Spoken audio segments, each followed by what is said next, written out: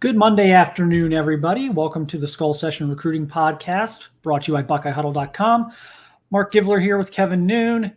It's the bye week's over, so that's exciting. Mondays suck, especially for those of you with real jobs, but the bye week is over, so it's a game week again, and I think everyone probably got a good opportunity this weekend to catch up on what's going on around the country in college football, or maybe even see your families a little bit during the season.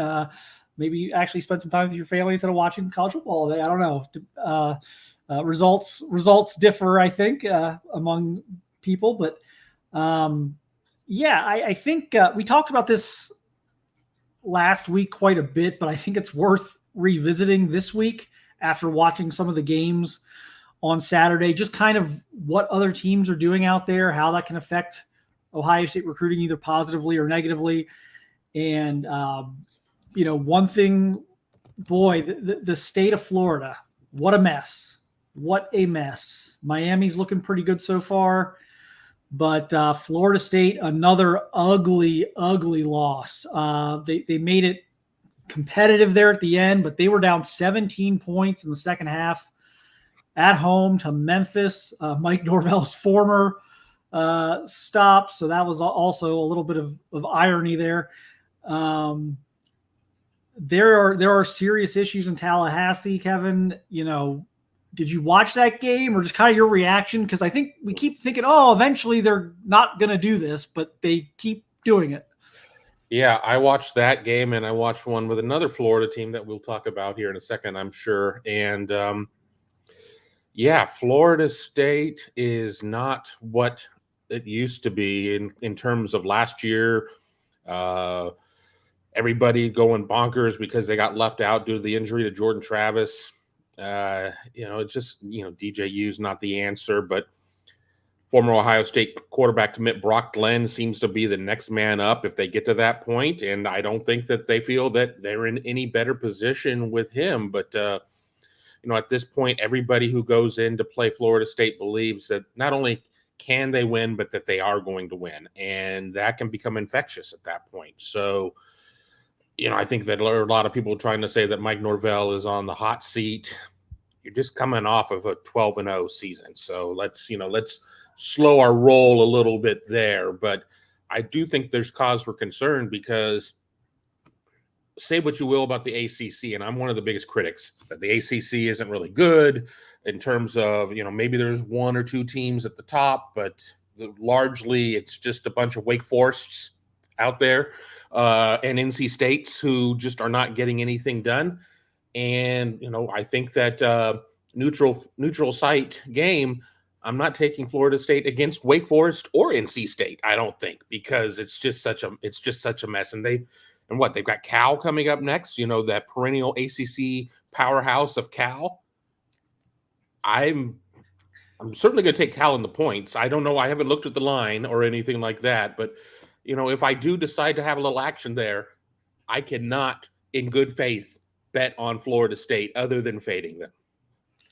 Yeah, they've got some issues. And look, even if they wanted to move on from Norvell, which, man, that would make Gene Chiswick's honeymoon look short. But I don't think they can. We talk all the time about, someone will come up with the buyout money. They owe him north of $60 million if they fire him. That's Jimbo money. $60 million. Your TV contract in the ACC sucks. You are fighting a legal battle with the ACC right now, so I don't think you're exactly flush with cash. You may have to buy, if depending on how this lawsuit straightens out and how the ACC kind of finds their way through all this, you may have to be paying the ACC a buyout to leave. That may be a result that comes about at some point is paying an exit fee. I don't think, even in the world where there seems to be unlimited money, I don't think you can buy him out at $60+ million, and he's not going to give you he's not going to say, I'll just take 30. I mean, this is the contract. He's not going to take a penny less than the $65 million or whatever it is that they owe him. So they cannot do anything here. They have to hope that this just gets fixed organically from within. But this kind of goes back to like what I've said about the transfer portal over the years, which is that I think Ohio State, we can nitpick certain things about how maybe Ryan Day runs his program. I think the one thing they have kind of nailed over the years is how to handle the transfer portal, because you cannot hire a new team of mercenaries every year and just keep running it back. We saw, it may work for a year. You may catch lightning in a bottle with a certain star. Michigan State was the example I was going to go to. That was all Kenneth Walker. Right. You caught lightning in a bottle there. You tried to run it back again with a whole new team of mercenaries, and it was a disaster. And then your coach got fired. Probably I'm not so sure that was the Brenda Tracy thing as much as it was like, we got to get out of this contract. And so, yeah, unless something comes out of Mike Norvell's personal life that they can dig up, Florida State's not going to be able to do that. So, like what Ohio State's done, I think, well, is they've said, look, we don't want to be Dabo Swinney, because that's not really the way to do it either, is to just be like, the transfer portal doesn't exist, put your fingers in your ears. No, I can't hear you. But to, find your 2 or 3 spots a year where it's like, man, we either need a starter here or we need a depth body here, and let's go attack these 2 or 3 spots. But bringing in, even if you lose 15 guys to the portal, bringing in 15, 20 new guys to replace them from the portal, it's not going to work. It's not going to work over the long term. And I think it's probably bad for culture as the cat tries to make an appearance here. I was going to say my cat's asleep over on the sofa, so that's yours. She is obsessed with, like, when I'm sitting here doing anything, whether it's podcasting or whatever, but, I just think, I don't think it's the way to go about things. And I think Ohio State has found a good mix there of, like, yes, if a Caleb Downs is there, of course, if we need an offensive lineman, we'll get one. If we need a linebacker, whatever it is, if we need one, these 1 or 2 areas that we just want to patch up, maybe someone got injured and you're not sure how they're going to come back from an injury. You've got a spot available. Some unexpected transfers happened on your end, whatever it might be. I think they've got the right idea with the portal. And so I think when people sit here and, pick apart the portal and like, hey, we should be adding these like 20 guys, I don't think that's the way to go about things. I want to kind of talk a little bit about DJU, and this one pains me because Big Dave is such a great guy, and I don't want to talk about one of his kids like this. But DJU wasn't the answer at Clemson. But then again, when they moved on, Kate Klubnik really isn't the answer there. So that was kind of left as a little bit of, well, is it this or is it that? DJU goes to Oregon State. Doesn't necessarily work out there. Not bad, but not great. Bad, but again, not 5-star, not 5-star output. And now he goes to Florida State, and everybody's ready to bury DJU. Everybody's ready, but those receivers are dropping everything. They're dropping everything. Now, sometimes you do get the behind the line of scrimmage shot, and you get to see, okay, that wasn't in the window, that was behind him, whatever. But sometimes these mistakes grow, because one mistake leads to 10 more mistakes. And DJU certainly, if I'm him, I'm going to just write it out at quarterback, I guess, because you're at the end of your run, and then you see what happens there. But he would have probably been better served at some point moving to tight end or something like that. A very athletic, skilled kid. Tommy Hoying, who wasn't necessarily athletic or skilled, moved to tight end at Ohio State when he didn't have the same juice that Bobby did. But, I think that there's been a lot of malpractice there, but it really goes to show where the coach's mindset is. And this also leads into this other Florida school, but I'm not trying to advance the show too much. If you're not going to go to the backup, is it because you make promises to the starting quarterback, or is the backup room so bad that it's like, we know we know what the devil you don't know is. We're going to stick with the devil we do know. But it's bad. It is bad. And I saw a stat. I think it was back to like 1955 or something, when both Florida and Florida State both started the season like 0-3 or something like that. I mean, it is not good. And it's, to kind of keep this in the recruiting world, Gus Malzahn at UCF certainly has to like this. I think that if you are not one of the two schools that we're talking about right now, it should open up some opportunities for you. And then obviously, your Georgias, Ohio States, LSUs, whoever, are always going to recruit the state of Florida as well. But I will save my comments on keeping an eye on certain kids when we talk about the team in Gainesville. Ironically, Ohio State commit TJ Alford was on campus, was at Florida State this weekend for a visit. And look, I have no doubt that he's going to, TJ's a polite kid. He's not going to badmouth Florida State to me. He's not going to badmouth Florida State to, the other recruiting people in the business that call him and want to see how things are going after the visit. But that could not have been great. You've got the fans turning on these coaches. And again, we'll get to the guy in Gainesville here in a minute, but you got the fans turning on these coaches. Florida State just looks terrible right now. That could not, I kind of joked on Saturday. I said, boy, Florida State's really taking this seriously. Their big pitch to Alford is, Ohio State doesn't need you. We need you. They just want you. We actually need you. I said, well, they're really taking that pitch seriously because they're down 17 to Memphis in the second half right now. But,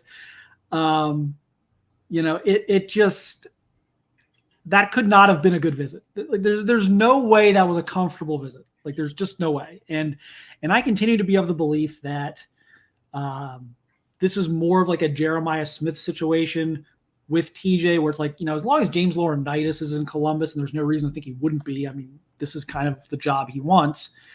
I think that's going to be very difficult. But the fact that like two big, potential flip candidate programs in Florida State and Florida are struggling the way they are right now is certainly helping Ohio State on that front, because you're not going to flip from Ohio State to a program that's like in total chaos right now.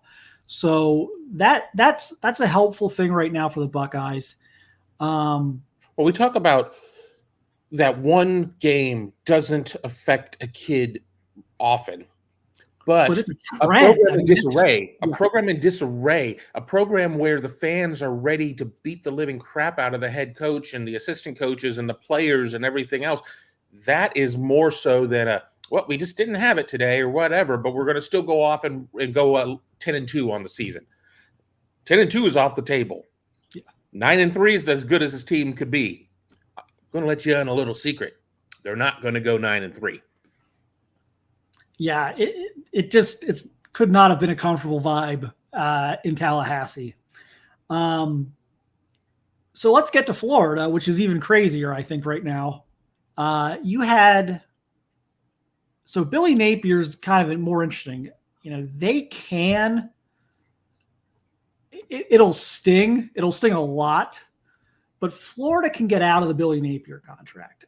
His buyout's like half of Norvell's. So Norvell's like $65 million. I could be off by $1 million or $2 million, but Norvell's like $65 million.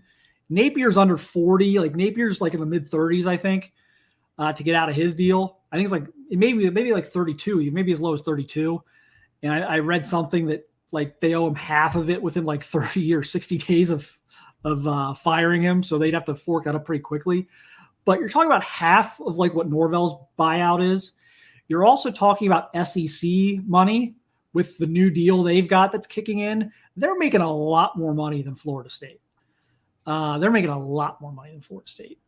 So again, that's never a easy pill to swallow, is to go, hat in hand to your boosters and be like, yeah, like it's going to take us $32 million to get rid of this guy. But if Florida really wants to, they can get out of that. It's not as hopeless of a buyout situation as what I think Florida State's in. But the vitriol is actually worse for Napier right now than it is at Florida, than it is at Florida State for Norvell. Napier's getting booed. I mean, he's like walking off the field. Like, I think his family's out there, and like a couple hundred fans like stayed by the tunnel way after the game just to yell insults and boo him on his lonely walk out the stadium. That situation is toxic. That fan base and that coach cannot coexist right now. Like, and I don't know how you bring in recruits who, like, I guess they showed something on the big screen on the stadium scoreboard of Napier, like a commercial that he was an ad read or something, and they were booing the commercial he was in at the, like, every time Cornell Brown feel all warm and fuzzy inside. Like, it is crazy how fed up Florida fans are right now. And that is a bad environment for recruiting. I mean, we talk about like how fans can kind of impact recruiting, like for the in-game experience. When you're booing your coach every time he shows up on the big screen, when you're booing your coach on his way out the door, when you're like, that's not a tenable situation right now. So I don't know, yeah. And that's a good, the money is already in hand. Thank you for posting that. Yeah, that wanted you to say Dr. G. Huey Pewey. Yeah. Like I said, they can get out of the Napier thing, but fans didn't like the hire to begin with. And remember, he came from Louisiana Lafayette, which is now just called Louisiana, and he was kind of the hot name out there. LSU didn't even look at him. LSU in the same state did not even look at Billy Napier. He had the success with the Raging Cajuns, but I think this one was predictable. A lot of people didn't even want him to come back this season. So to just stink on top of that just makes it even worse. And I kind of mentioned Vernell Brown, and there are going to be other players that, I think Brown's a little bit of a different situation being a legacy, but at some point you're going to hear the boos and you're going to hear all of that, and you're going to hear about it, in the locker room when you're getting ready to play your games. Oh, you're going to Florida, huh? Well, that's sorry, bless your heart, because they're in an even worse situation. I mean, when I say that Florida State isn't going to go 9-3 or whatever, they're playing a crummy ACC schedule. Florida's playing an SEC schedule.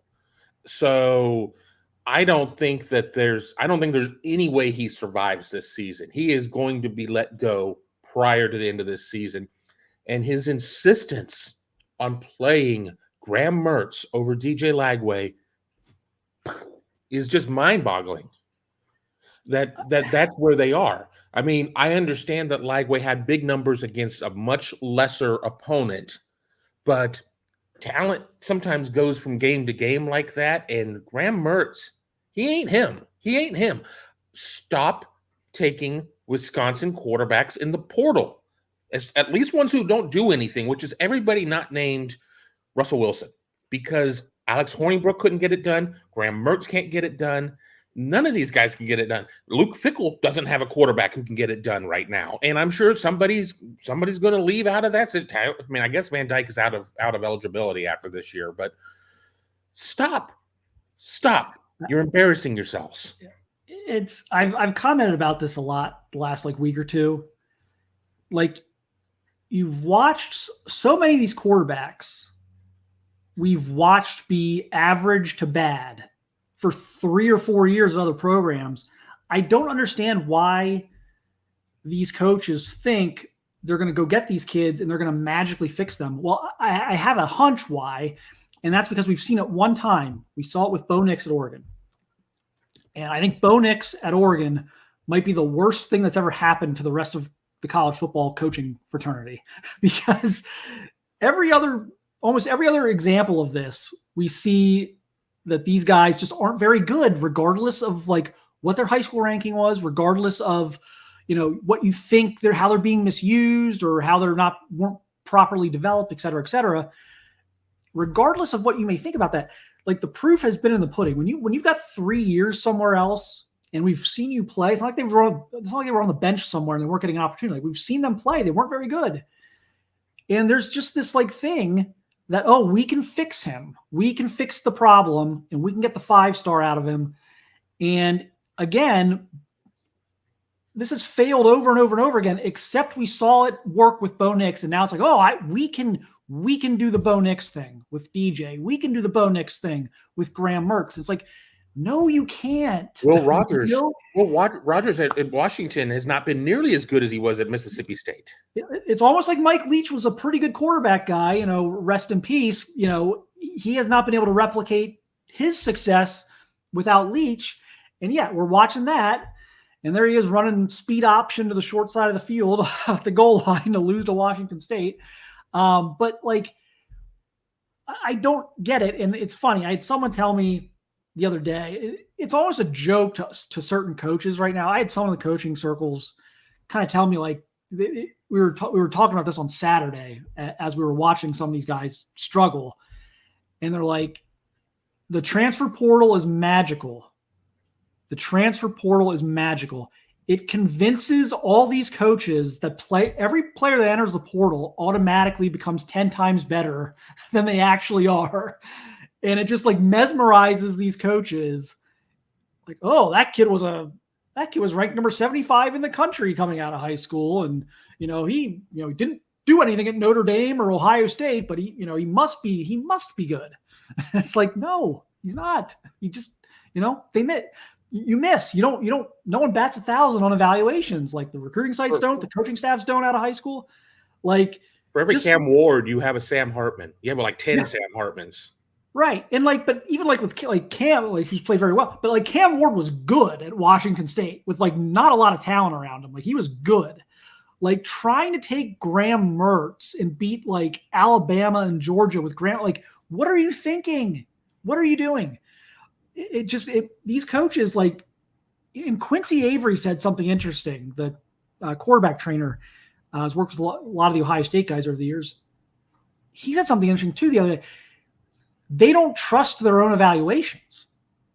Everyone, because there's so much money on the line, and so your ass is on the line for every evaluation you make, especially at quarterback because it's so magnified, that these coaches, they don't trust their own evaluations. So they're just going off of paper rankings and stuff because everyone's afraid to go kind of out of the box and offer a kid that doesn't have any offers or doesn't have a lot of big offers, or they're afraid to we like this kid on film better in the portal, but he's coming from Illinois, and this kid was a former 5-star at Notre Dame or USC, and so we're going to take that kid even though the film shows he's not as good as the other kid. It's just wild. It's really wild to see the portal decisions that are being made right now at quarterback. And Florida State paid north of, I think it was 1 point, reports have varied a little bit, but 1.4 to 1.7 million is the number that DJU is getting at Florida State. So maybe that's why they haven't moved on to the next guy, because how do you go so you're getting this money from collectives right now. How do you go back, to the collective, whoever's running that collective, and say, I know we took 1.5 million for the last disaster at quarterback, but we need another 2 million for this. We want to go get this guy. This guy is in the portal now. We need to go get him now. And that's going to cost $2 million. They're going to look at you no, no. Well, I'll give you another name of a quarterback that everybody was so high on, and he transfers and he hasn't seen the field yet. Malachi Nelson goes to USC, can't win out that job, couldn't beat out Miller Moss or whatever, and then goes to Boise State, and he can't beat out the incumbent at Boise. And I'm sure that Boise offered up some really good potato money to get him, and it's a crapshoot. It's a crapshoot. It's funny about that. I wonder if I think about in these terms, in terms of the piece of the pie. So every school's pie is a little bit, bigger, smaller, different size. Ohio State's got quite a large NIL pie. Alabama's got a large NIL, those schools. Boise State probably not like a huge NIL pie. Like, I wonder how much of the pie like they had to pay to get Malachi Nelson, because there were other programs that were going to fall on the sword and be like, that was a 5-star in high school. We haven't seen him throw a football in like 2 years, but we're going to take him. We're going to sell tickets because of this. Yeah, right. And like, so like, I wonder how much like Boise had to fork up for that. But, sorry if I'm making, yes, I think I'm making people hungry in the chat, but like, I do think of that sometimes. It's like, cause what 1.4 million might be to Florida State, that might be the equivalent of, a couple 100,000 to Boise or something like that. But so you just kind of wonder how that gets solved. But yeah, I mean, it's just the portal decisions at quarterback right now, not good. Really, really, really not good. Unless you're Syracuse and Kansas, or Syracuse and Ohio State. Hey, what do you know? Kyle McCord doing well at Syracuse. Will Howard fitting in nicely in the Ohio State offense right now. But these also weren't like multi-million-dollar NIL deals. I know, it's funny. Ohio State fans think that Ohio State doesn't, do NIL well when they do, and everyone else in the country thinks Ohio State just buys everybody, which they don't. And it's like, there's no like real tangible, like there's no like middle ground to how people view Ohio State's NIL. But like, Ohio State wasn't paying like through the moon for Will Howard. That was a bargain. That was like a bargain rack NIL thing. I mean, we wouldn't turn down the money, but it's right. Not, but it wasn't some like multi-million-dollar bidding war out there to get Will Howard. So like, Ohio State comes out of that pretty well. I'm sure Kyle McCord did well with an NIL package from Syracuse, but it's not like Syracuse is giving Kyle McCord a few $1 million. I mean, that's not happening. So like, good on them, I guess. But those are more practical decisions as far as like, yeah, we're not going to break the bank for this guy. It's not a former, necessarily a former 5-star who's flamed out. Like, we got like a bunch of games of Will Howard on tape. We got a bunch of games of Kyle McCord on tape. We think he can help us, whatever. Like these decisions of like, watching guys start 35 games somewhere else and not be good and then it's mind numbing. And then there's Michigan, who probably should have done that because, as we said in our little text chat the other day, I think it was Ross that said it, Lincoln Kienholz would start for Michigan right now. Oh, absolutely. Absolutely. like, so how did that, like, how did they watch that situation over the course of the last year? Because you're seeing these guys in practice. Then you get like, your winter workouts and you get into the spring. And it's like, how did you watch all that and think, yep, we're going to be competitive with Texas and US? Like, that's beyond my comprehension. It's a mess. But here's the thing: they bring in Jaden Davis. Nebraska brings in Dylan Raiola. Jaden Davis is not ready to go. Dylan Raiola is ready, and credit to Nebraska for being able to roll out a true freshman and get those types of results. They did kind of cover their butts a little bit and brought in like the NAIA leading passer as kind of a backup, but they've rolled with Raiola, and so far so good, and they could come into Columbus undefeated. But apparently, you see what you see, and they hadn't had Jack Tuttle. He's supposedly able to dress now at this point.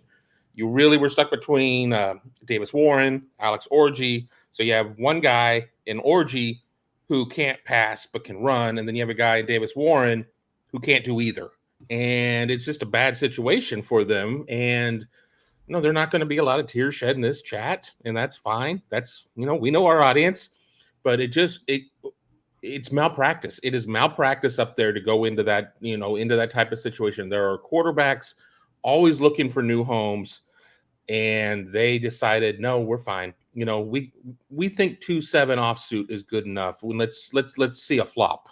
Yeah. I think they're just going to have to go like almost like just wildcat quarterback, like use Orgy as almost like a wildcat quarterback and just 80-20 run pass. I mean, that to me looks to be their only path to having a decent season. But that they're the quarterback, just the whole dynamic of the quarterback position right now in college football seems completely out of whack. which is why I think you're seeing such a gap between the top few teams and the rest of the country. But that's another topic for another day. So recruiting wise, and again, another program that I think got very, very lucky on Saturday. Like the honeymoon's over at LSU for Brian Kelly. Oh yeah. I talked to our common friend, and he was not happy. If that game goes the way it probably should have on Saturday, we may be having a totally different Brian Kelly discussion right now. But like that's another one. It's like, okay, where can Ohio State? They're not going to get Bryce Underwood or anything like that. I mean, that doesn't make sense with St. Clair. But like, where can Ohio State kind of benefit from that? But I said at the time, like I said, I wish all of my takes aged as well as this.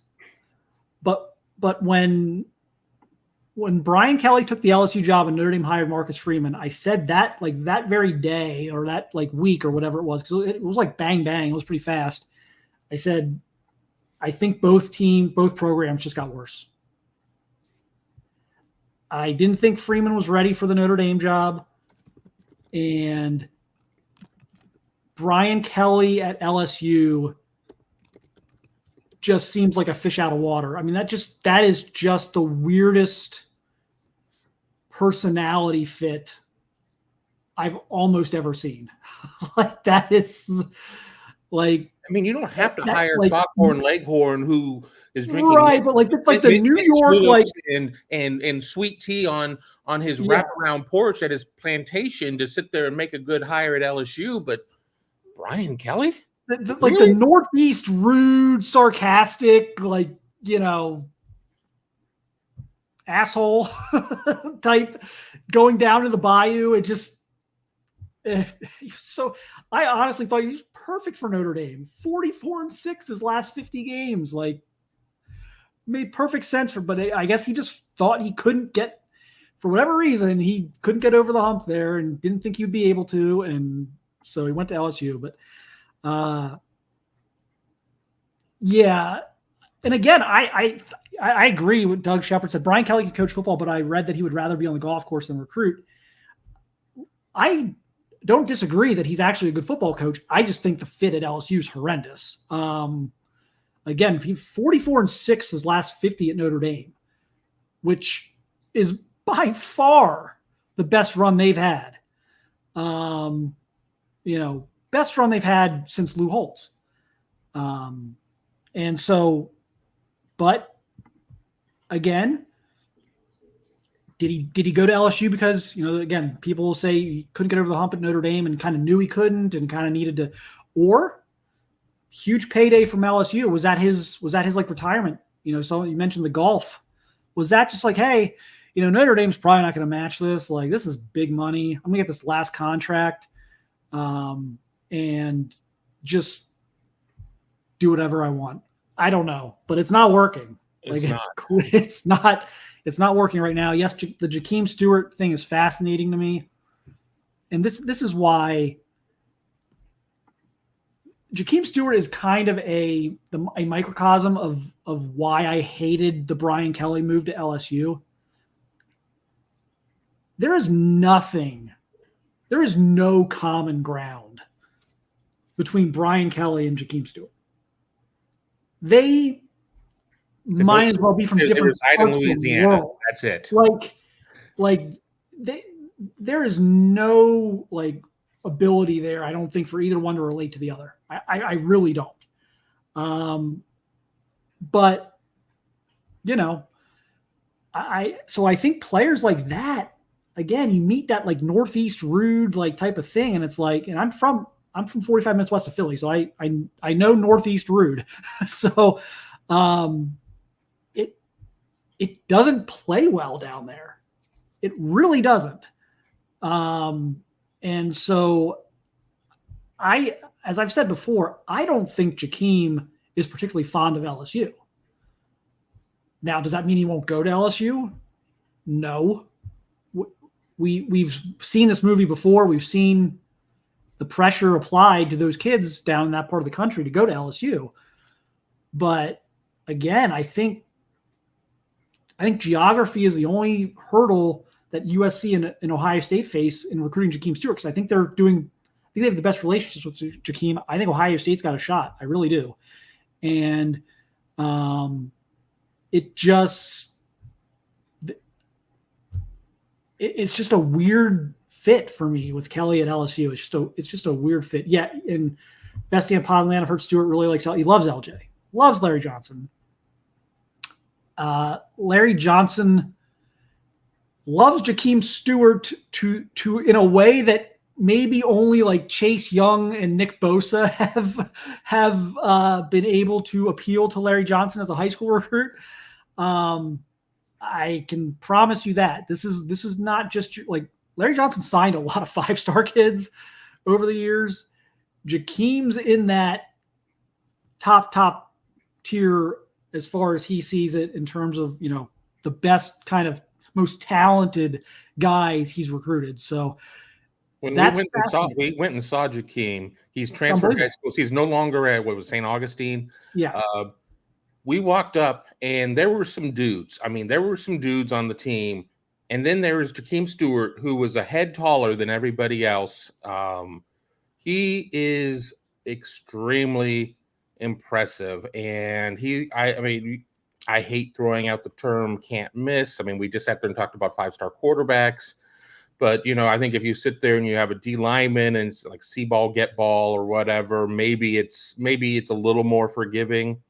There's a reason why Larry loves this kid that much, because I really loved Edric Houston in the previous cycle, but Jahkeem Stewart is a different body type to me than what Edric is. And Edric's having success with Ohio State, had a couple of PBUs. His deflection was intercepted by Gabe Powers. So there's success there, but Jahkeem is a big deal. But yeah, Texas and Ohio State are out front right now. But as we know, when it comes down to sign-in time, sometimes the proximity wins out.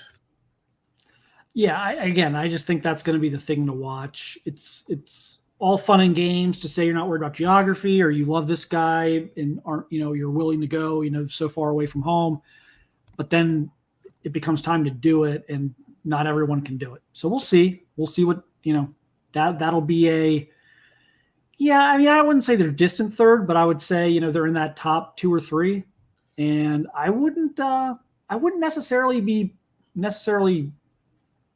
crystal balling anybody yet, right? No. I think that they probably, it's probably coming from a Southeast expert who's probably embedded close to LSU or whatever, or Texas. And just, there isn't always one solution at this point of the recruitment. I think that you can, we talk to people, everything else. It's more than just reading tea leaves, but tea leaves can be read multiple ways. So we may be reading it one way. Somebody there may be reading it another way. Somebody at another service may be reading it a third way. I disagree that Ohio State's a distant third. I absolutely wholeheartedly disagree with that. I'm not going to call anybody names or anything. Oh, you're stupid. No, I mean, it's just the way that I'm reading it. No, Ohio State is not a distant third. I think that Ohio State and Texas are ahead of LSU, in my opinion. And I may be proven wrong, but the problem is that what I think here on September 16th and whatever really happens on December, whatever, remember, kid hasn't reclassified yet. We'll have to see. We'll just have to see. Yeah, I look, he's got to get reclassified. Then he can start taking officials. This, despite him moving to 25, moving things up, we're like I feel like we're in the second or third inning of this.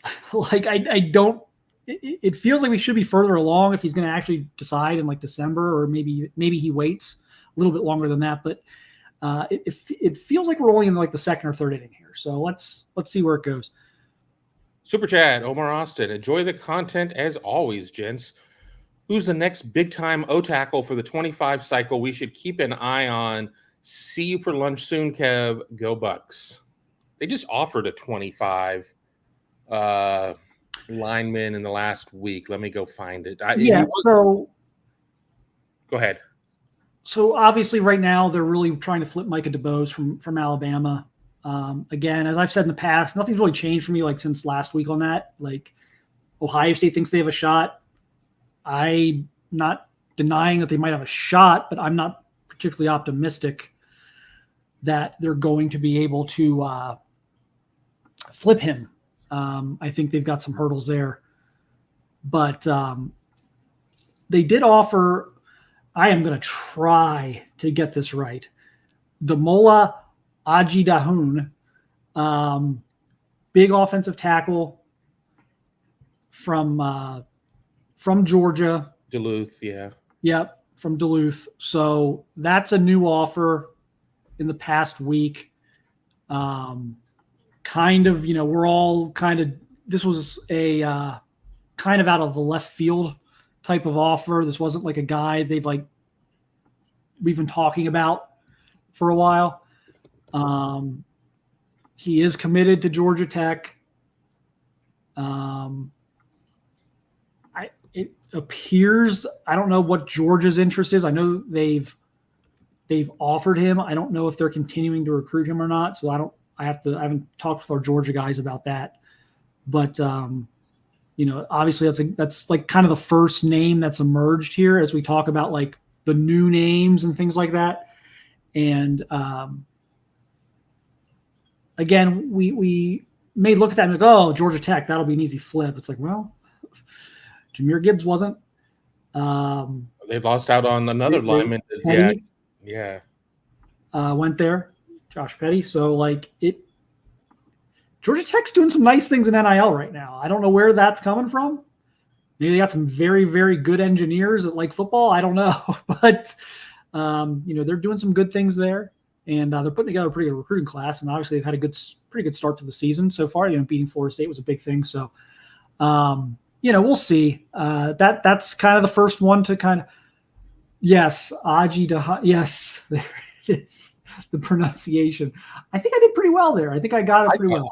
If you would have said it with a little more confidence, I would have bought it. I know. I was like, well, something you just got to slow down. It just, if you slow down, it doesn't sound like, it sounds like you're lacking confidence, but also like you don't like trip over yourself. So yeah. I have a lot of questions in the queue, but I mean, I do want to touch upon this from El Suzabo. I think Bama beats UGA next week. I was not impressed with the Dogs. Again, we're getting away from Ohio State recruiting a little bit, but I think we all probably watched, 13-12 or whatever that game ended up being. I don't know what was wrong with Georgia. I don't think Georgia is going to be that flat in a lot of games, but I think between Alabama and Ole Miss and maybe even Tennessee, that there's certainly a loss in there. There is certainly at least one loss in there. And that doesn't necessarily knock you out now with a 12-team playoff, but I'm seeing a lot of predictions for the playoff coming in that does not have Georgia coming in as the 1 seed or 2 or 3 or 4. So I think a lot of people out there are believing that this team is beatable. Carson Beck looked average in the game. They were able to run the ball a little bit when they wanted to.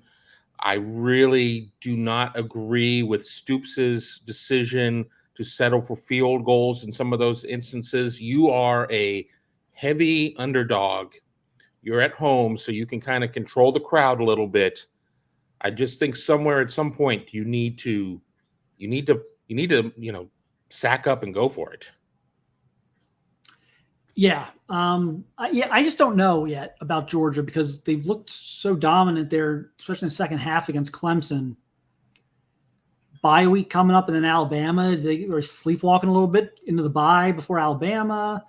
And yet I've also heard, I don't have it in front of me, but I know some of the Georgia guys that we talk to, like some not like the beat writers and the recruiting people that cover Georgia that we know for covering doing this for a living for so long, but they seem to be under the impression that they always do this against Kentucky. So that there may be some truth to that too. It's kind of weird. It feels like there've been close games. Yeah. And Ohio State's got their thing with Purdue. I don't know, but so yeah, I'm unsure right now on Georgia because I do know I've seen them look really good. I've also seen them look very, very, very beatable. So, and we'll see about Alabama. I mean, they haven't really, I don't think it's been really tested yet. This will be a big game for Kalen DeBoer. So I can't wait for that game. I think it's going to be awesome. I think it's going to tell us a lot about where both programs are at right now. Yeah, I think it'll be a good one. Mello was talking up Mello number 7, who we had the opportunity to meet on Southern Swing this year, talking about Georgia Tech being a different ball game in comparisons to Athens. They could be a powerhouse if they actually try to. I mean, they have proximity to one of the greatest areas of high school talent. I think it comes down to, does Georgia Tech get to a point of where it can get some kids into school? And that's, and with me talking about that, it's not a matter of, oh, they're just dumb, but you sometimes you have your Stanfords or Northwesterns or whatever that have heightened admission requirements. Do they sit there and have what we basically call exemptions to be able to get some kids in? There was a long time under Paul Johnson that they ran an offense that nobody wanted to be any part of whatsoever. They were competing against the service academies for people who could run the triple option. I do think Georgia Tech could be significantly better. I just don't know if that is where the consensus is within that university. It feels like they're trying more. The last year or two, it feels like they are. But again, I'm not inside, that program or whatever. Just from the outside looking in, there's been a lot said about their NIL kind of picking up here this cycle and what they've been able to do. So, yeah, I mean, that's definitely a program I think it's underachieved quite a bit the last 15, 20 years. I want to get to something. Go ahead. Go ahead, and I'll find it. He asked me a Stewart question.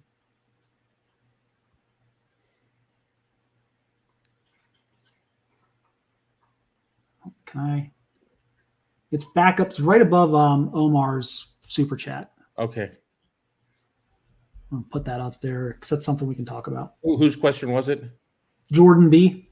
Okay, there it is. There we go. Jordan B., when you say Jahkeem Stewart is the first must-get since Young, why is it the recruiting services don't agree? Tuimoloau would be a must-get by rating. So I don't think he's a must-get because I've seen what else they're bringing in right now on the defensive line, what they've got coming up. Like, I'm just telling you how highly Larry Johnson and the Ohio State defensive staff feels about Jahkeem Stewart.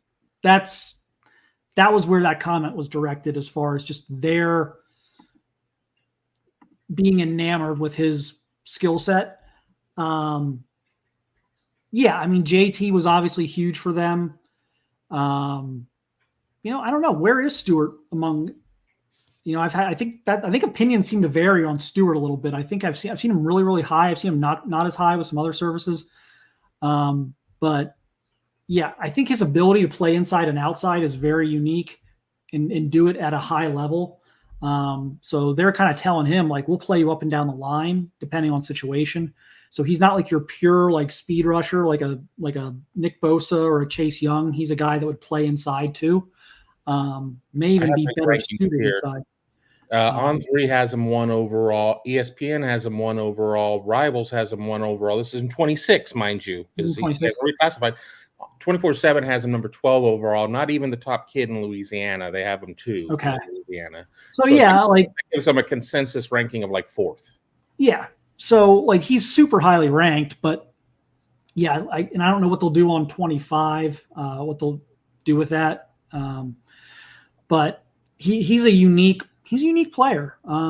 Again, but my comment was not so much like they have to get him, because I very rarely do that anyway with like must gets, but I just don't feel like if they miss on Jahkeem Stewart that their defensive line is going to go to hell. They're in really good shape there moving forward. But just in terms of like how enamored I think, or how much Larry Johnson would like to mold that piece of clay or whatever, Jahkeem's up there, just with how they've talked about some of the other, like the Chase Youngs and Nick Bosa's in the past coming out of high school. And Nick Bosa wasn't, which is hilarious now. Nick Bosa wasn't like I I don't know. He might have been a consensus 5-star, but he was not like a consensus like top 5 player. No, he was like for a long time in that cycle. Services had him as a 4. Yeah, for a long time he was closer to 50 than he was to 1. Yeah. So yeah, I don't know. I mean, I don't. Is everyone who does this for the recruiting sites good at it? That's one question. I personally don't think so. I think there's guys who are really, really good at it. I think there's guys who aren't so great at it.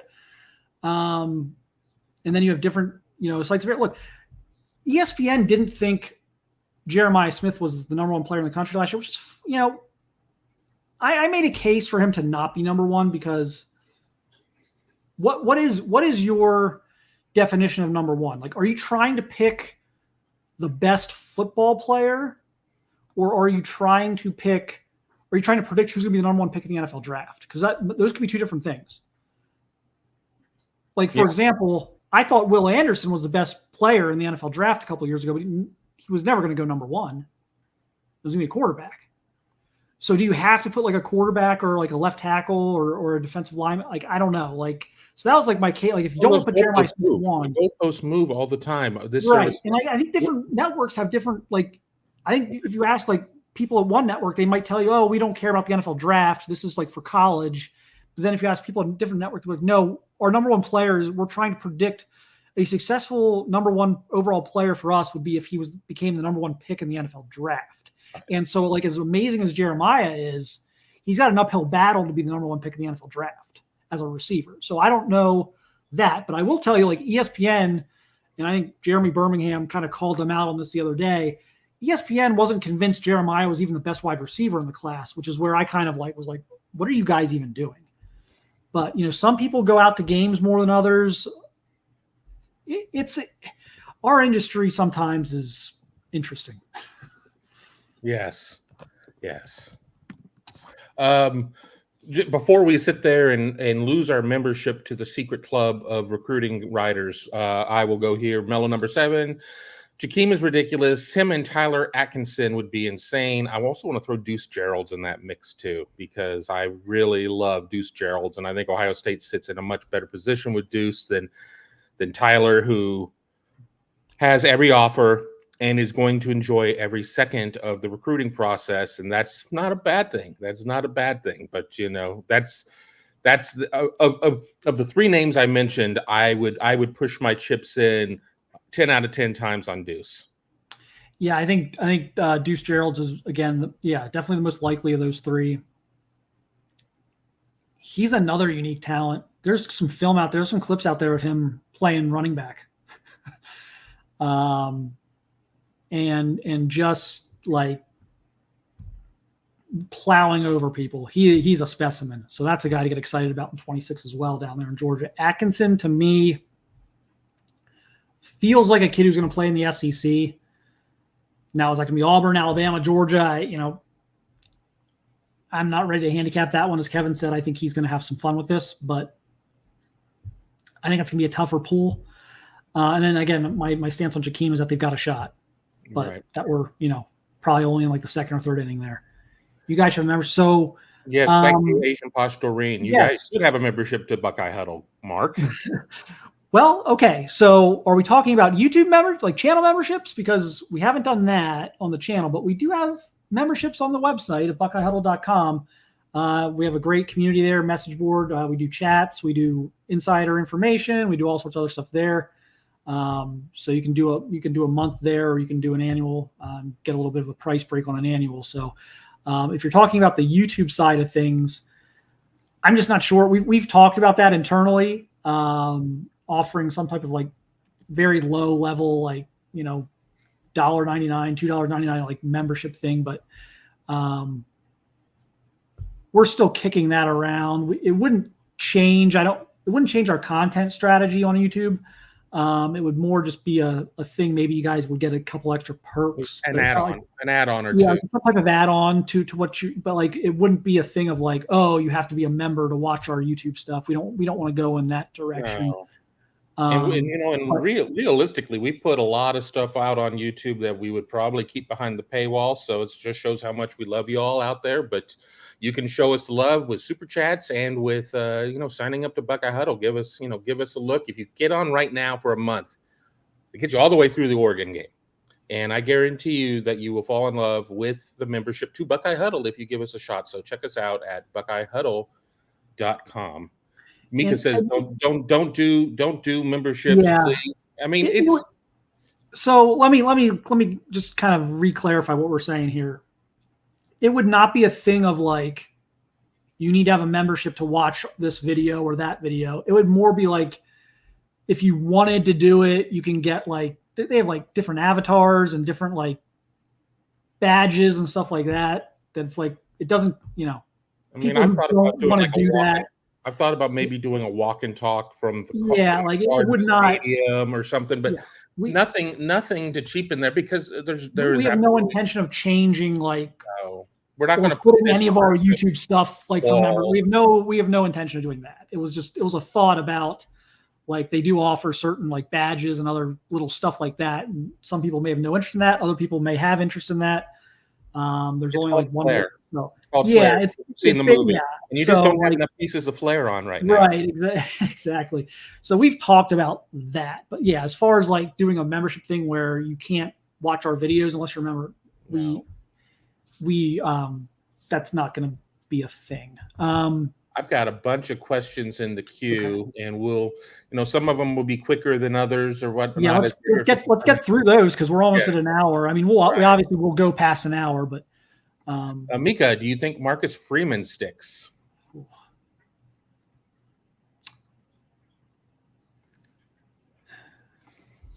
Well, eventually he'll probably get fired, like just about every other coach. I guess we're talking about time frames here. I think the fans are really upset right now at Notre Dame. I don't get the sense he's on thin ice with the administration. So yes, I think right now he's still fine. I think he sticks at this point because I still think that Notre Dame's schedule is soft enough that they can still be 10-2, get into the playoff as like an 11 or a 12, and everything will be fine. I know that we can kind of go back by 31 at Ole Miss or something in the first round. Right. We could go back a couple of years ago when they lost to Ohio State and then they lost to Marshall, and that created some stuff. But, if not Freeman, then who? But you generally find somebody. But I don't think that Notre Dame is in the mood to make a quick change. I mean, they do have a different AD. I believe Freeman was hired under Jack Swarbrick. They have a different AD. That's always maybe a little bit of a disconcerting feeling there, but I don't have him on a particularly warm seat at this point. Doug Shepard, Ohio State in 25, closer to 30 or 25 signees? Yeah, I think it'll be closer to 30. Obviously, the $1 million question on that is, do they lose anybody that's already, do they lose any current commits? Is it one? Is it two or three?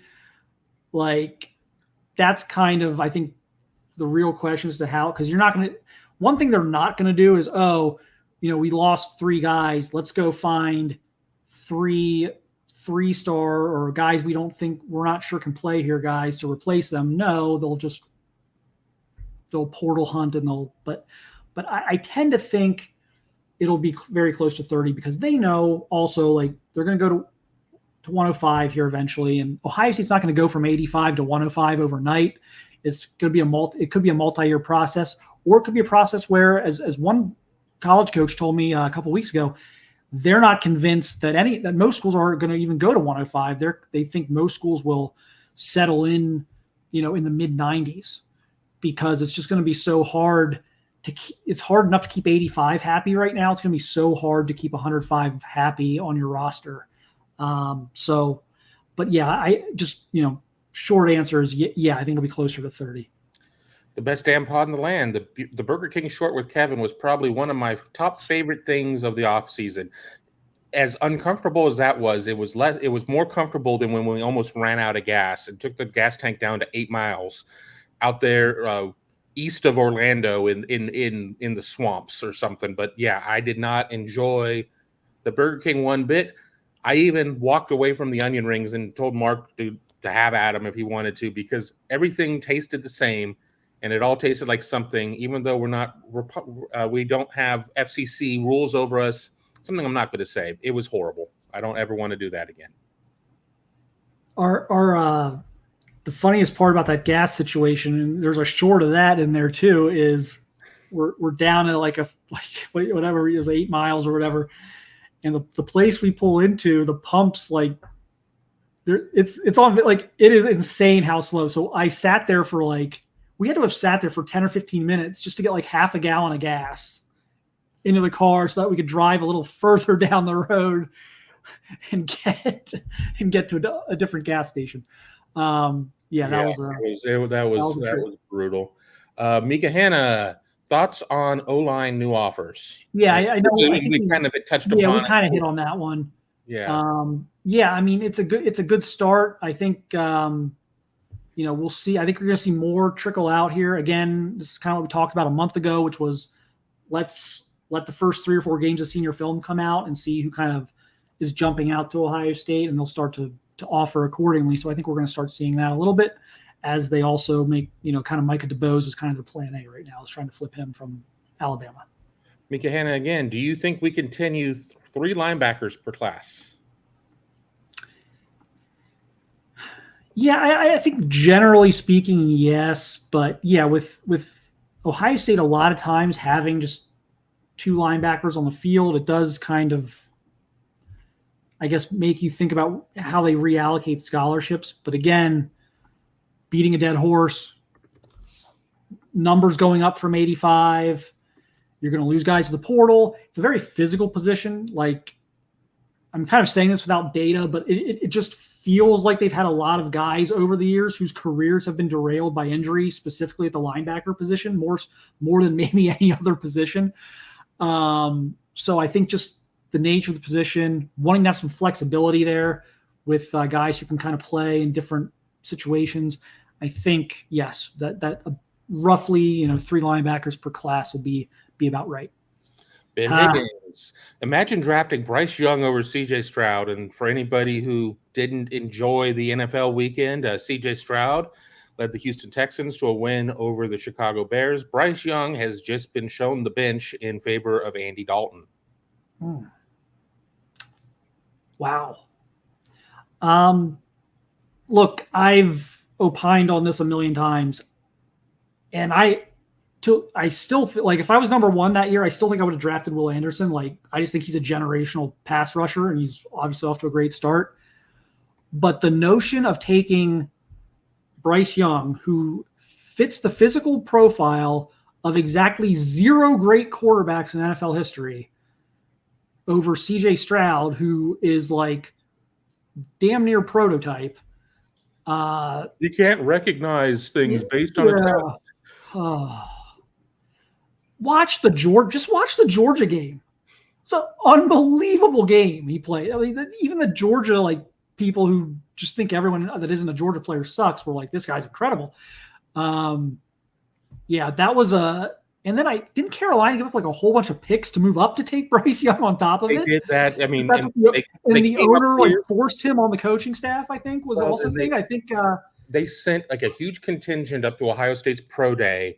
Tepper and his wife and everybody. I mean, 14 people, and it's like, oh, that sounds great for CJ, and and he's still kind of interjected in the draft room for wanting Bryce Young, and who is a midget, a little person, and people are like, oh, when have you ever seen him? I'm like, I went and covered the Heisman. I covered the Heisman, and he's tiny. And he's tiny. He's tiny, and I understand standing next to Stroud and standing next to Aiden Hutchinson, you're not going to look like you're the biggest guy. But I mean, I stood next to him. I'm like, and I'm looking down at him. I'm like, that ain't going to work. I remember when Troy Smith came in at 5'11" and 7/8, and everybody lost their mind that he wasn't 6 feet tall.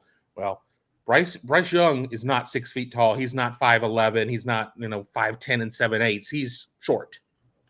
He's short, but he's slender too. like he fits the physical profile of 0 great NFL quarterbacks. Like I've had people be like, "Oh, Drew Brees." Drew Brees is 2 inches taller, much thicker. Like, no, like Bryce Young is skinny, and he's not a dynamic athlete.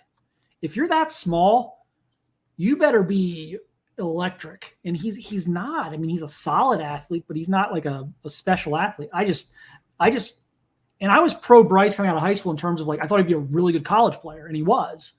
But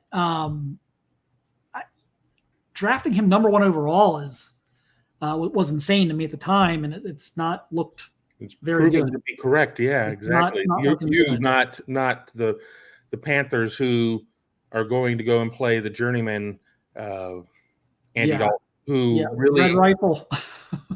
JTM burgers and hot dogs and everything else. Yeah. This one's a little early in the week, so I don't know anything on this, but I'll ask it to Mark from LSU Zabo. Any big-time recruits going to be at the Marshall game? I don't have the list yet. I will update you guys on that here. I have not made my rounds yet. Most kids don't.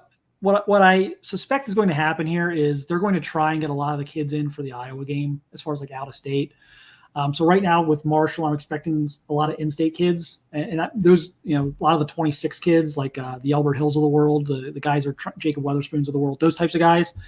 But I think they're trying to, as best they can, funnel the big out-of-state kids to like Iowa, Michigan, just some of the bigger games later in the season. So we will get to the list here. In fact, I think it might be a good idea to start doing like a Thursday or Friday recorded, not live, just like a little recorded, like, hey, here's like, 5 or 10 kids that are coming.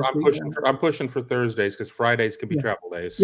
Yep. So maybe we'll do something like that in the future. But yeah, I start like Tuesday, I start like texting everyone, because texting people 3 weeks in advance on a lot of the stuff, especially like the Ohio kids, it's like all you're going to do is you're going to get this initial list, and then half of them aren't going to show up, and then they're going to be replaced by 15 kids who you didn't have. It's just, I mean, you can count on like Tavian and Carter Lowe and guys like that being there, but it is no like 5-star out of state kids yet that I've confirmed. But I will work a little more on that here the next couple of days. Troy V, could you imagine our year if our coaching staff was as dumb as FSU and brought in DJU? Portal can be a cruel mistress. Very. I mean, we are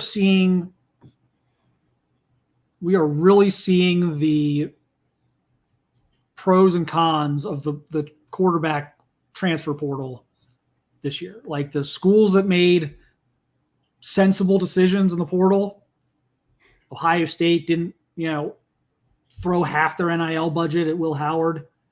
They brought in a guy who was more of a culture fit and kind of wanted to, use his skill set, like wanted to use his legs a little bit and just kind of have some of that veteran leadership as well. Like they were sensible about that. They didn't have to break the bank to get Will Howard. They knew kind of like, hey, like whoever our quarterback's going to be, they're not going to be our best offensive player.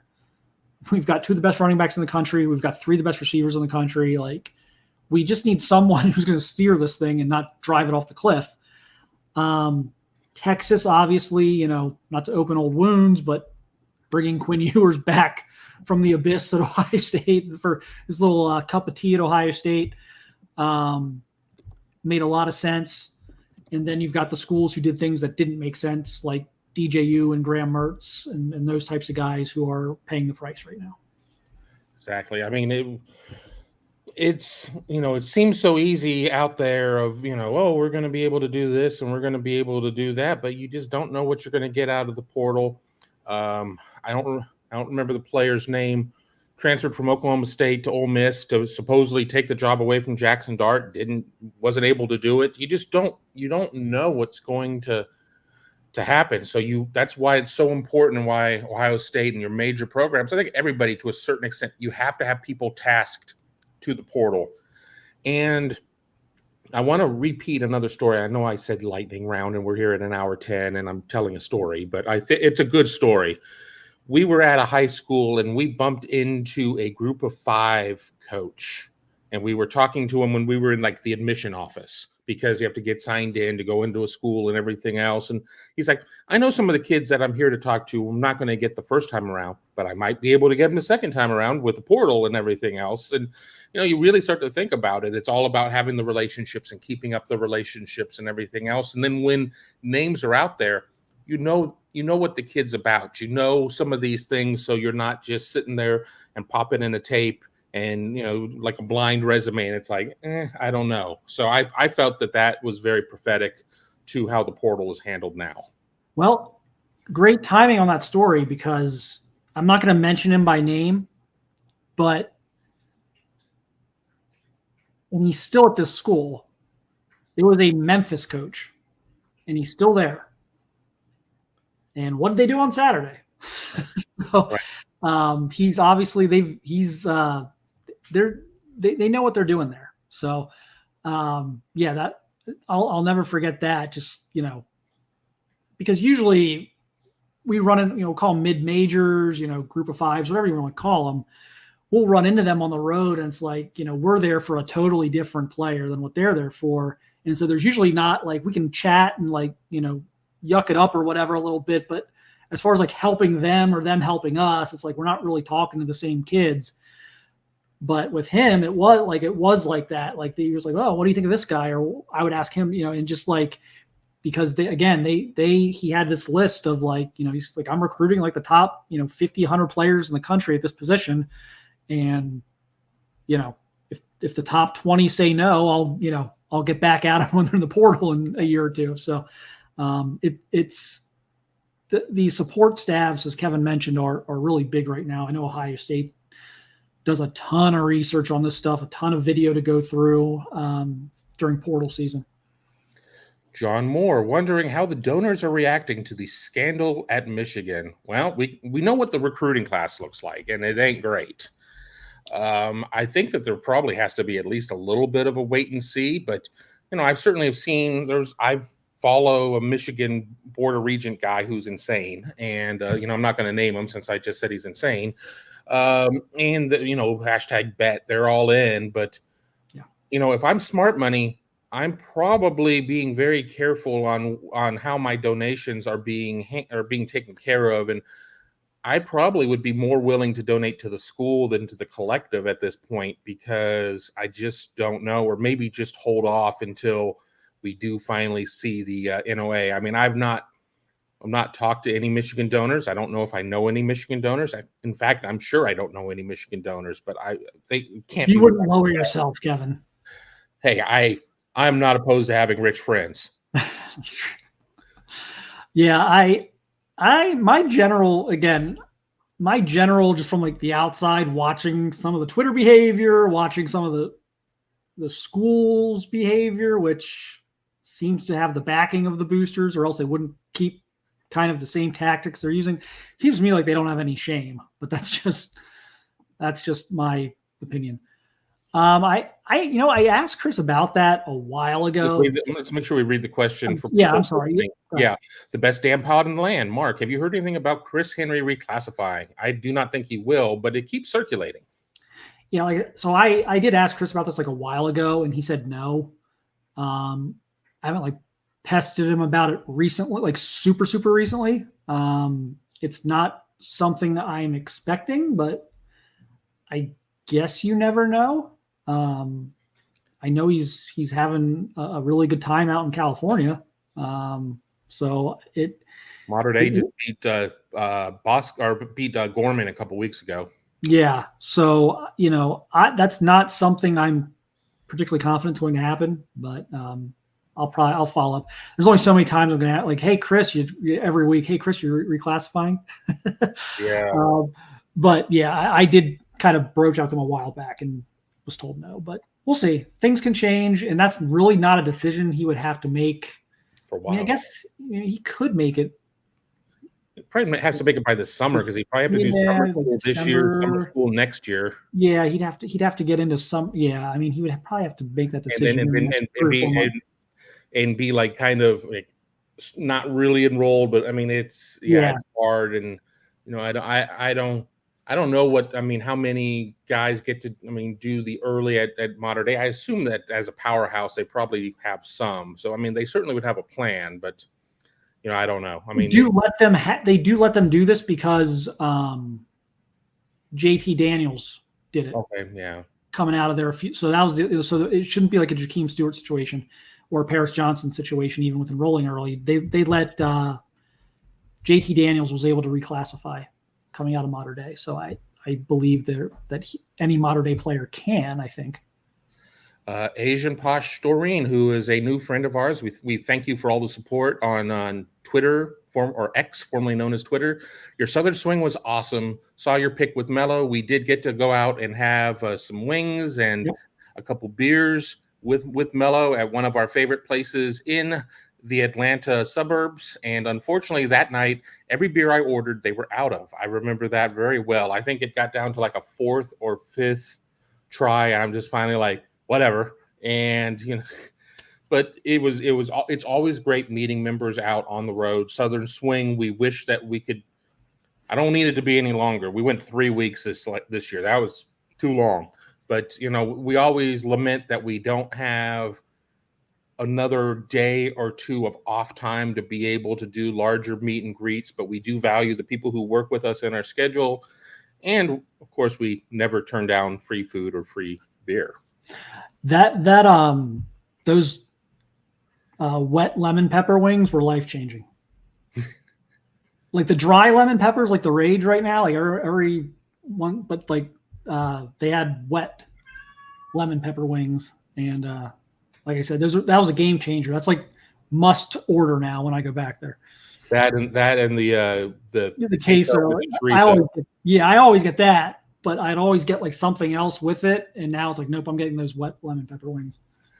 Mika Hanna, Purdue is building something with Ohio kids for next year. Galloway, Bierman, and Pavey. Yeah, they're doing a nice job. Look, Ohio State's got such a national brand right now. There's going to be some kids available. I really like Galloway. I think he's a tremendous player. I think he's worked very hard in the classroom to kind of get where he needs to get. Now, I think he's worked very hard off the field and with his training. I've been out to some of his training sessions back in like the spring. I think they're getting a real good one there for sure. Doug Shepard, we should do a big cookout get together. I'm going to use this as an opportunity. This is not a paid spot for them, but we have been working with Tailgate USA, who you can bring the tailgate to yourself. They can bring you a tent. They can bring you a trailer. You need a bartender. They can bring you a bartender as well.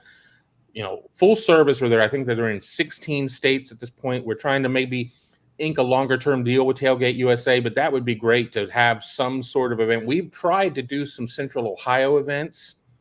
It's hard to do one in conjunction with a game day. Obviously you'd have to do it on like the Friday, because on the Saturday, Tom, Tony, and myself very focused on the game. Mark is very focused on the recruiting ramifications and reaching kids. So it's never been possible, but we would love to find a Friday to be able to do something like that. So Doug, it's not out of our minds. It's just something that we've not been able to pull off.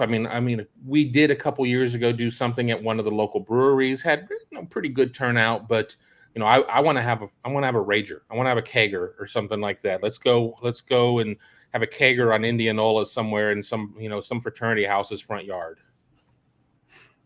Yeah, we've talked about this at length, just how we figure something like this out. So if anyone has like ideas for how to make it work for everybody, because the other thing with the game weekends is you got people coming in at different times. Like if it's if it's a Saturday night game, some people fly in Saturday morning, and some people get in there Friday. Some people come in midweek and just spend a few days. So it's really hard to. It's like herding cats, basically, trying to get 30, 40, 50 board members together to do it. Okay, here Scott O'Neill says, do it next bye week. I'll probably be caught up in sleep from Oregon by then. That is the 19th of October. And that's part of the way the Big Ten has done it. If you fly west to go play one of those 4 teams, you're supposed to get the next week being a bye week. It would be interesting, but we have to we'll kick it around. We'll kick it around. I can't make any promises. The problem is that a lot of out of towners aren't going to be in town, so it's going to be great for people in Columbus. I'm not opposed to doing something for people in Columbus, but then I always get a little, down when people are like, "Oh, I really would have liked to have gone, but I didn't have a reason to be in Columbus." So, we'll kind of figure that one out. AD, still trying to figure out who the kid is from Newberry. I've seen Newberry the last 3 years, and no kid has really popped. Solid program, but did not think any kid was OSU caliber. That kid would be Jarquez Carter, a defensive tackle, 6'2", 266, who we had the opportunity at the Ohio State camp to see him get a little bit more individualized coaching from Larry. So this is not something that was just like a tape offer or whatever. He worked out. He earned the offer. I think he's an impressive looking kid. They really like him. There was a point back in the spring where I felt like Carter and Malik Autry were like their top 2 defensive tackles that they wanted on their board. He's very quick. He's bigger than Robert Landers, but he's more like Robert Landers than he is like a big guy like Caden McDonald. But super quick, can get after the passer, and so they like him quite a bit. I've seen a little bit of camp stuff. I've not seen him play in person at this point, but I know, like I said, I know they've been recruiting him before they got his commitment. They've been recruiting him for over a year, so they really liked him. It's just me, Tim, 79. Is Ohio State the most talented after week 3? I think you have to kind of put Texas in the mix too. You have Quinn Ewers go down. Arch Manning goes insane in that game, has big numbers there.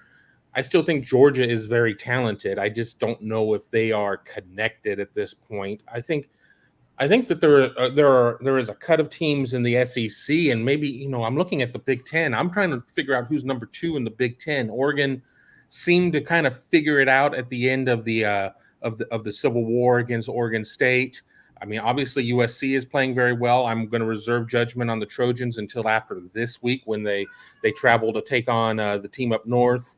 But I think Ohio State is certainly on the short list. Are they the most? I'm biased. I cover this team. I see this team. I know all 85 players to a certain extent. I don't know if I can extricate myself to see the forest for the trees. I think I would take the Ohio State roster, at least the starting lineup. Look, I thought on record, I thought Quinshon Judkins was the best running back in college football when he was at Ole Miss. So my opinion on that hasn't changed, especially after he essentially went like 10 carries, 200 yards, 3 touchdowns last week, giving him the I was going to say got the touchdown taken off by a penalty. But, right, they've got 2 elite running backs. I think they've got the best receiver core in the country. They've got the best defense in the country. We've always respected what type of player Caleb Downs is. So we did that. We respected him when he was at Alabama. So why wouldn't we do it now? I really do.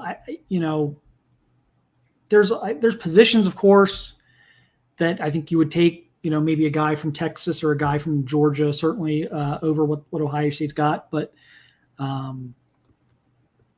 certainly the offensive line is still the offensive line played much better game 2 than game 1. So we'll see if that continues. That's kind of an area of wait and see for me. But I just think the star power, they have some guys that I think are truly generational, like Caleb Downs, Jeremiah Smith. These are guys, to me, Chase Young caliber, just total game changers. They're not just your standard first team All Big Ten guys. They're like a next level to that. And then they're surrounded by a whole bunch of guys like that, those first team All Big Ten guys. So I don't know. I would take the Ohio State roster personally.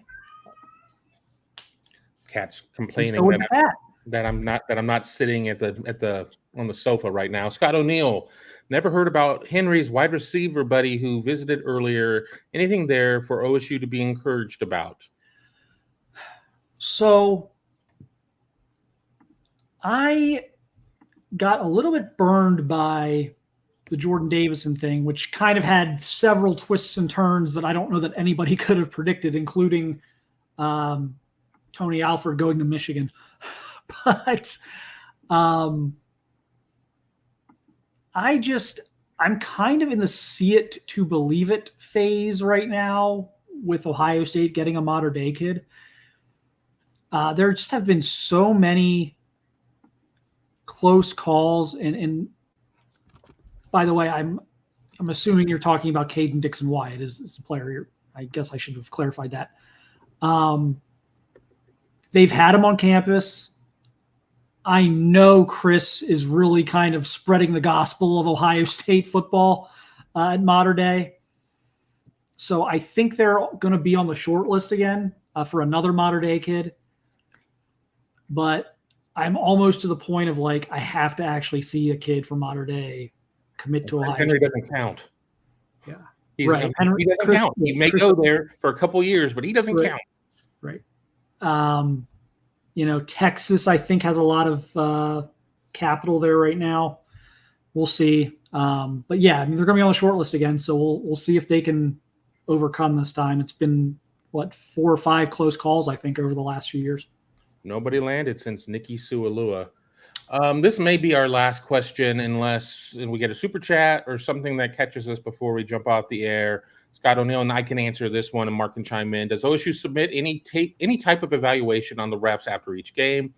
Would they point out not a single penalty called on Western Michigan? I don't remember Western not having any penalties called, but I'm sure that everything is touched upon. You do send in evaluations kind of each week. They go to Bill Carollo, who is the head of officiating for the Big Ten. We've had the opportunity to talk to him in the past. Just, things that we would like clarification on, or for it to be look closer. Ryan Day not putting the officials on blast in public certainly helps that communication. If you sit there and you start doing that, you're not going to really hear as much back. But some soft penalties, I think, he'll be looking to hear back. And we do occasionally, if there's something so egregious that needs to be addressed, we will bring it up on Tuesday, and we'll get they said it was a penalty, and I really can't say anything else. And that's just kind of where it goes. But yeah, I did not know that they didn't have a penalty called. I'm going to have to jump into a book and look afterwards and see, because, I don't remember that. So this is what I wish I had, like, everything at my fingertips that I've seen before, because someone, I don't have it in front of me. I wish I did. I wish I could remember who did it. Someone actually did like a study on this, and the notion that from everyone in college football is like, there's Ohio State and Alabama getting all the call. There's this thing that like the great team, like the best teams, Georgia, Ohio State, Alabama, they get all the calls. And someone actually did a study on this, and it's actually the opposite. Oftentimes they seem to overpower teams so much that they don't get a lot of calls. They get called for more penalties than their opponents. Opponents get away with more. They get away with less. I have the numbers up for the Western game. Western was called for 1 penalty for 2 yards. Ohio State was called for 6 penalties for 58 yards. Yeah, yeah, it's on the. If I had time to prepare for that question, like we had pre-done the questions, I might have been able to find it. I'll see if I can find it later on. I'll try and do a Google search or something, but I'm pretty sure there was like this. I read about this study. This was maybe a year or 2 ago. That was like, so you think these great programs get all the calls? Well, let me tell you, they actually don't. So yeah, there is some like inherent, I think, bias, because you are talking about, like, with college football, you get such a gap between certain teams. Like, you have these games that are 40, 50-point spreads, and it's almost like the refs take pity sometimes. Even if it's like subconsciously, it's not like an active decision they're making, but just subconsciously. But yeah, it apparently is a thing according to this one study that I read like a year or 2 ago. And Scott O'Neill says, I sort of recall that too. So we've gotten to a stopping point here at 90 minutes. We're 30 seconds short of 90 minutes. So, I think we put in an honest day's work here. Yeah, it's about, like I said, we want to go to about an hour, but we know it's always going to spill over a little bit with questions and things. So we appreciate everyone showing up. But it looks like we're doing pretty well today with traffic. Again, it's a Monday afternoon. We know it's not always the perfect time for everybody. People are at work and things like that. But this is kind of a good time for us because Tuesday and Wednesday are media availability days at Ohio State. And then, Thursday, it's just a weird kind of day. And then Friday, everyone's kind of off doing their weekend thing. And sometimes the guys are traveling to road games. I have to get ready for high school football games if I'm traveling for high school football games. So Monday's just this slot just kind of works best for us, but encouraging. We have more traffic this week than last week. So I think if we can continue to do this right around 3:00 every Monday, we'll continue to kind of build, a viewership for this because people know it's coming. So again, appreciate everyone's support. Appreciate everyone watching. Please check us out at BuckeyeHuddle.com if you're not already, because essentially you can do this all day there because we're on the board, so you can fire off questions whenever you want. Just tag one of us in the question on the board. It's super easy to do. And we can get to questions on there, pretty much on demand. So except maybe give us between midnight and 7:30 a.m. or something. But exactly. Other than that, we're pretty much one of us will be on the board at some point. But yeah, appreciate everyone watching and those who are listening or will be listening. And we will, if we don't see you here on this next few days or on the site, we will catch you next Monday on the show.